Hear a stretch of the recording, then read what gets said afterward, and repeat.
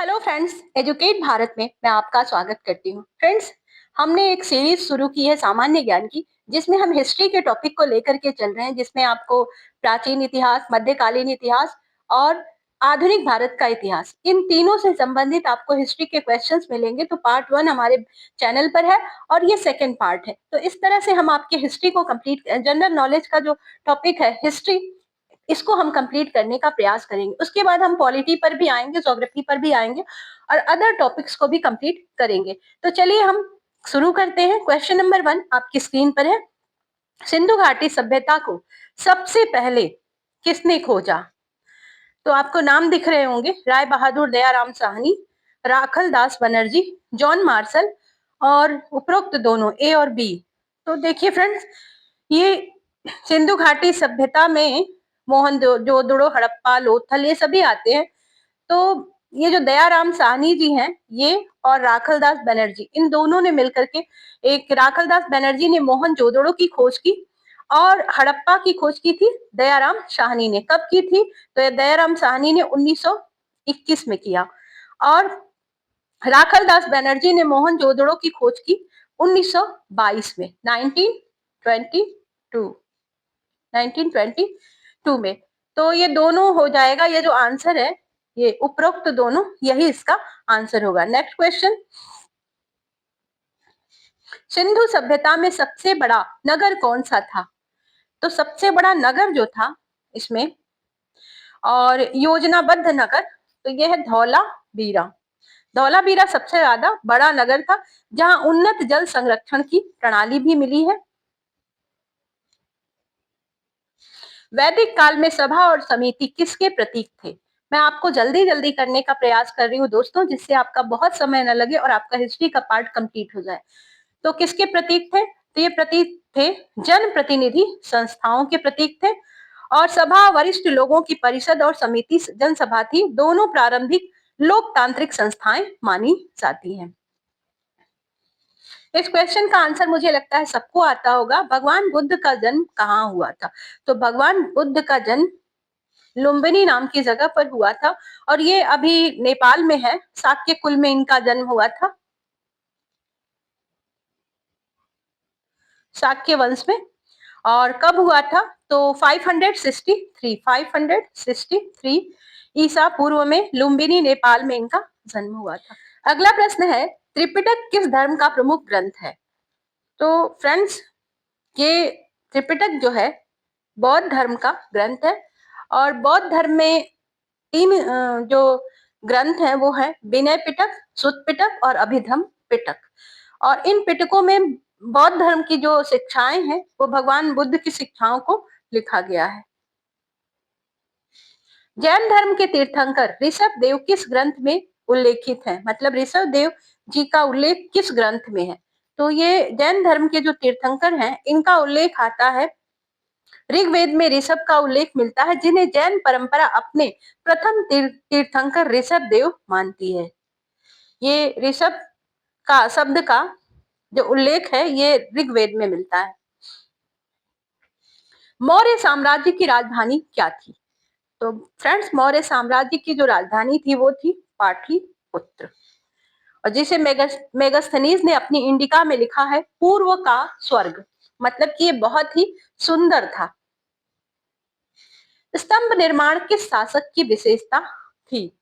तो एक ऐसे शासक रहे जिन्होंने बहुत सारे स्तंभ का निर्माण कराया, उनका नाम है अशोक, सम्राट अशोक। और इनके जो स्तंभ थे वो उत्कृष्ट पॉलिश और सिंह अलंकरण के लिए प्रसिद्ध हैं।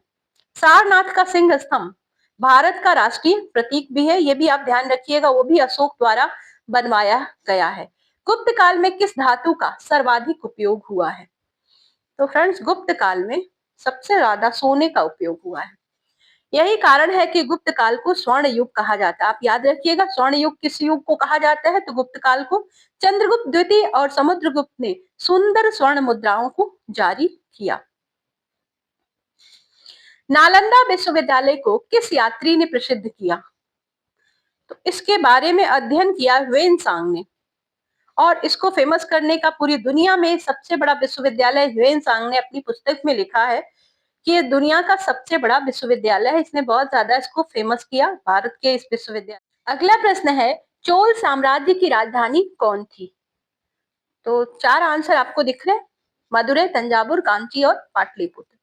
तो फ्रेंड्स, ये चोल जो साम्राज्य थी, इसकी राजधानी थी तंजावुर। और बाद में गंगई कोंडा चोलपुरम, गंगई कोंडा चोलपुरम, ये भी इनकी राजधानी चोलों की बनी। चोल राजा थे दक्षिण भारत के। भारत में लोहे का प्रथम उपयोग किस संस्कृति में मिला है? तो भारत में सर्वप्रथम लोहे का उपयोग मेगालिथिक युग में मिला है, और इस संस्कृति में पहली बार लोहे का प्रसार दिखाई देता है। और दक्षिण भारत की मेगालिथिक संस्कृति, ध्यान दीजिएगा, दक्षिण भारत, ये उत्तर भारत में उपयोग नहीं हुआ है, और वहीं के खुदाई के जो स्थल हैं वहां पर ये मिलते हैं। हरियाणा नाम किसके शासनकाल में प्रचलित हुआ? हरियाणा, तो ये फिरोज शाह तुगलक के शासनकाल में फेमस हुआ हरियाणा के नाम से। तुगलक में, फिरोज शाह तुगलक के समय में इस क्षेत्र को हरियाणा के नाम से जाना गया, या इसको फेमस किया गया। पानीपत का प्रथम युद्ध कब हुआ था? तो पानीपत का प्रथम युद्ध 1526 में हुआ था।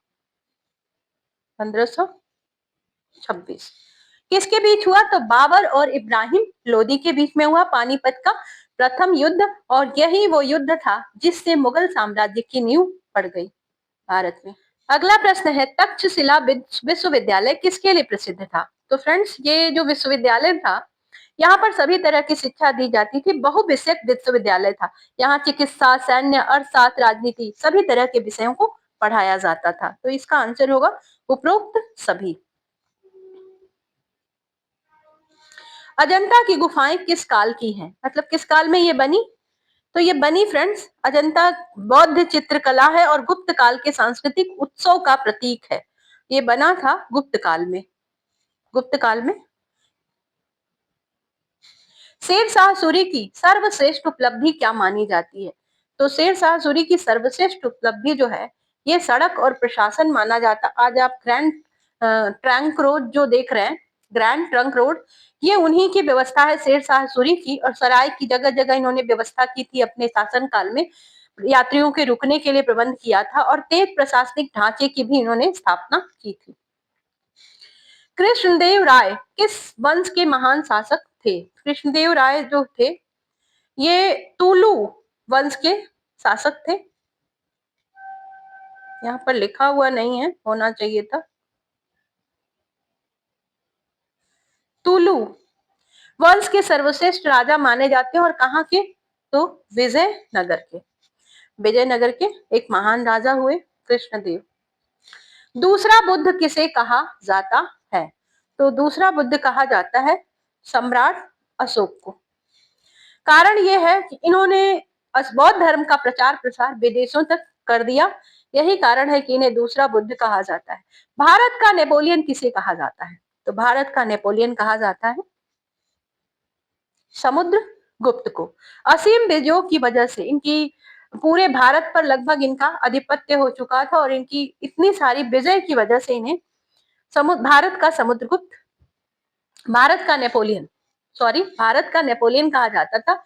और कारण यह है कि नेपोलियन की भी कुछ ऐसी ही कहानी है। उसने भी बहुत सारे देशों पर कब्जा किया, या बहुत सारे ऐसे एम्पायर थे जिसको इसने अपने कब्जे में ले लिया। यही कारण है इनको भारत का नेपोलियन समुद्रगुप्त। ये दक्षिण भारत तक और उत्तर भारत में बहुत ऊपर अफगानिस्तान तक इनका शासन फैला हुआ था, मतलब इनका जो अधिपत्य था।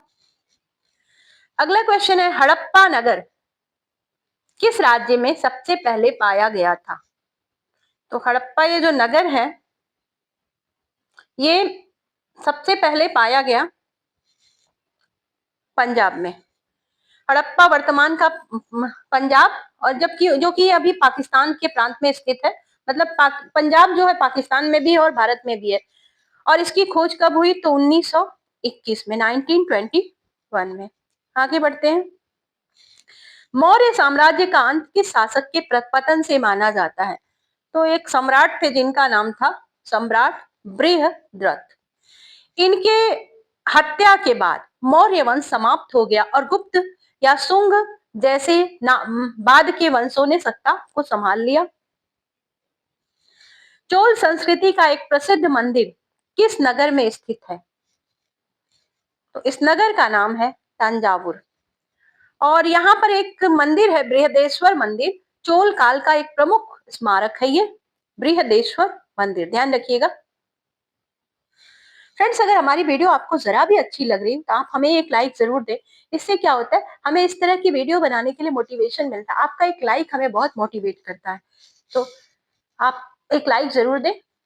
सब्सक्राइब करने के लिए नहीं कहूंगी, क्योंकि दोस्ती तो आपकी हमारी हो ही चुकी है। किस मुगल शासक ने कॉन्स्ट्रक्शन ऑफ सेना की नीति अपनाई थी? तो इस शासक का नाम था औरंगजेब। इसने अपनी सेना का विस्तार किया और अपनी सेना का विस्तार सैन्य शक्ति को बढ़ाया, सैन्य बल को मजबूत किया, जिससे इसका जो साम्राज्य था, मुगल साम्राज्य, वो काफी लंबा विस्तार हुआ। तो कंस्ट्रक्शन ऑफ सेना की नीति को इसने अपनाया। ये इनका नाम था औरंगजेब। सिख धर्म की स्थापना किस गुरु ने की थी? तो इन गुरु जी का नाम था गुरु नानक देव। इन्होंने सिख धर्म की स्थापना की। ये संस्थापक माने जाते हैं और 15वीं 16वीं सदी में नया धार्मिक सामाजिक एक नया मार्ग इन्होंने प्रशस्त किया, नानक देव। फ्रेंड्स, आप मेरी आवाज पर मत जाइएगा, क्योंकि इस समय मेरी आवाज खराब चल रही है सर्दी की वजह से, तो इसको थोड़ा इग्नोर करिएगा। भारत छोड़ो आंदोलन कब शुरू हुआ था? भारत छोड़ो आंदोलन शुरू हुआ था 1942 में, 1942 में। और किसके नेतृत्व में? तो गांधी जी के नेतृत्व में भारत छोड़ो आंदोलन प्रारंभ हुआ था। इसका एक फेमस नारा था, करो या मरो। आपसे नारा पूछता है, ध्यान रखिएगा। कौन सा स्लोगन फेमस था? मत्स्य राज्य किस पुरातात्विक स्थल से संबंधित है? मत्स्य राज्य। तो ये मत्स्य राज्य एक हस्तिनापुर का केंद्र था, जिसे प्राचीन ग्रंथों में उल्लेखित किया गया, हस्तिनापुर। छत्रपति शिवाजी ने किस किले को अपनी राजधानी बनाया? तो अपनी राजधानी बनाया था किस किले को? इस किले का नाम था रायगढ़। रायगढ़ का किला जो राजनीतिक इनकी राजधानी थी और मराठा साम्राज्य का महत्वपूर्ण केंद्र था, रायगढ़। फौजों की भर्ती पद्धति किस काल में प्रचलित थी? तो दिल्ली सल्तनत एवं बाद में मुगल काल में विदेशी और स्थानीय जो लैंडलॉर्ड्स थे या भूमालिक थे, सैनिकों की निजी भर्ती होती थी। इसे मराल या भाड़े की फौज कहा जाता था। फौजों की भर्ती पद्धति किस काल में प्रचलित थी? तो दिल्ली सल्तनत में प्रचलित थी। तलवार बंदी किसने लागू किया था? तलवार बंदी तो ये लागू किया था अकबर ने। ये था क्या? अकबर ने अपने समय में बहुत सारे सामाजिक सुधार किए, जिसमें तलवार बंदी भी थी। इससे क्या था, तलवार लेकर चलने का जो काम था वो खत्म करना था।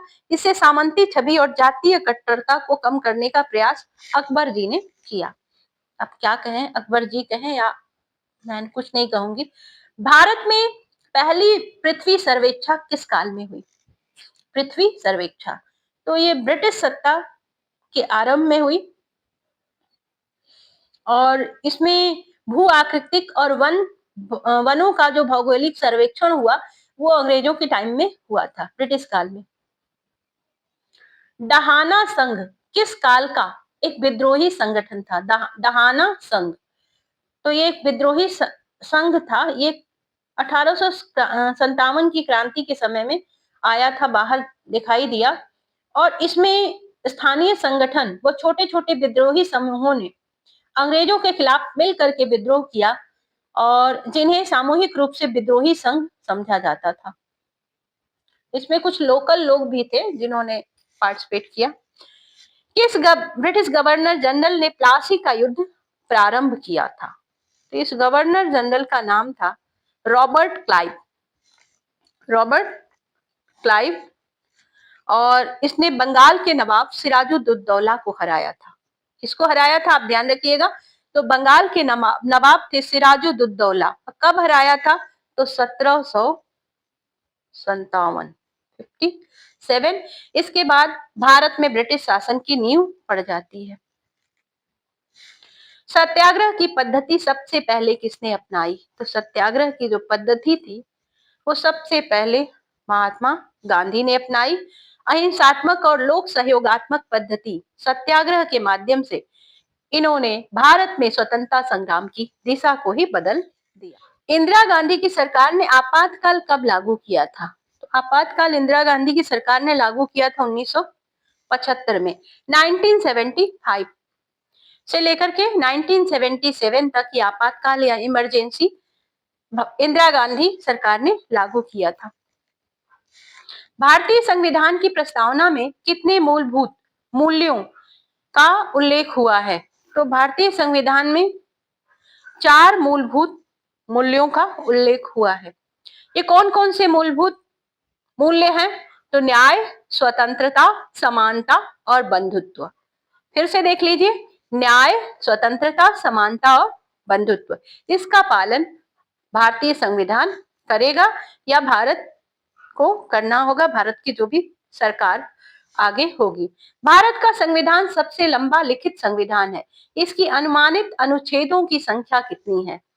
तो इसकी अनुमानित अनुच्छेदों की संख्या है लगभग 450 और भारतीय संविधान में लगभग 450